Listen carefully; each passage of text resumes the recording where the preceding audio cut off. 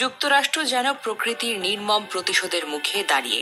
একদিকে লস অ্যাঞ্জেলেসে দাবানলের দাউদাল শিখা, অন্যদিকে দেশ জুড়ে শৈত্যপ্রবাহের তীব্র দাপট। এই দুই চরম প্রাকৃতিক দুর্যোগে দেশটির কোটি কোটি মানুষ অসহায় অবস্থায় দিন কাটাচ্ছে।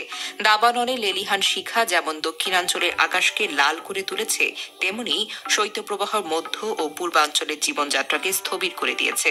লস অ্যাঞ্জেলেসে ছড়িয়ে পড়া দাবানল যেন এক বিভীষিকাময় দুঃস্বপ্ন।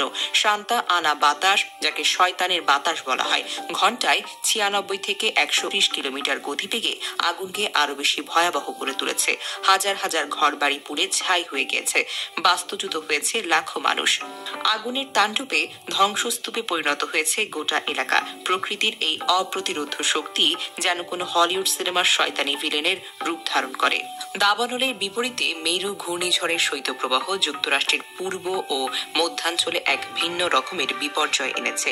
ব্রিটিশ সংবাদ মাধ্যম বিবিসি জানিয়েছে, শনিবার থেকে শুরু হওয়া এই শৈত্যপ্রবাহ দেশটির 30টির বেশি রাজ্যের প্রায় 6 কোটি মানুষকে দুর্ভোগে ফেলেছে। কানসাস, মিসৌরি, কেন্টাকি, ভার্জিনিয়া, পশ্চিম ভার্জিনিয়া, আরকানসাস, নিউ জার্সির মতো কিছু অংশে জরুরি অবস্থা জারি করা হয়েছে। দক্ষিণাঞ্চলে দাবানলের আগুনের তাণ্ডব আর পূর্বাঞ্চলে তুষার ঝড়ের তীব্রতায় বিপর্যস্ত গোটা দেশ।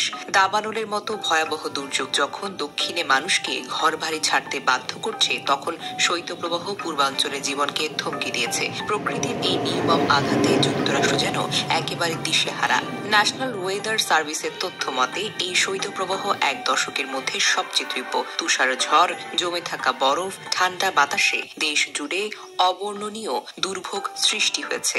আবহাওয়া বিশেষজ্ঞরা সতর্ক করেছেন, সোমবারের আগে এই পরিস্থিতি স্বাভাবিক হওয়ার কোনো রকমের সম্ভাবনা নেই। প্রকৃতির এই বিপর্যয় হয়তো একটি কড়া বার্তা বহন করে। মানুষের প্রযুক্তি, আধুনিকতার অহংকার প্রকৃতির সামনে কতটা তুচ্ছ তা আবারও প্রমাণিত হলো। দাবানল এবং শৈত্যপ্রবাহ যেন স্মরণ করিয়ে দেয়, প্রকৃতির প্রতি অসম্মান কখনোই ক্ষমাযোগ্য নয়। যুক্তরাষ্ট্রের এই মহাবিপদ কেবল একটি দুর্যোগ নয়, এটি মানব জাতির জন্য একটি শিক্ষা। প্রকৃতির সঙ্গে লড়াইয়ের বদলে তাকে সম্মান এবং সুরক্ষা দেওয়ার প্রয়োজনীয়তা এখন আরো বেশি অনুভূত হতে পারে।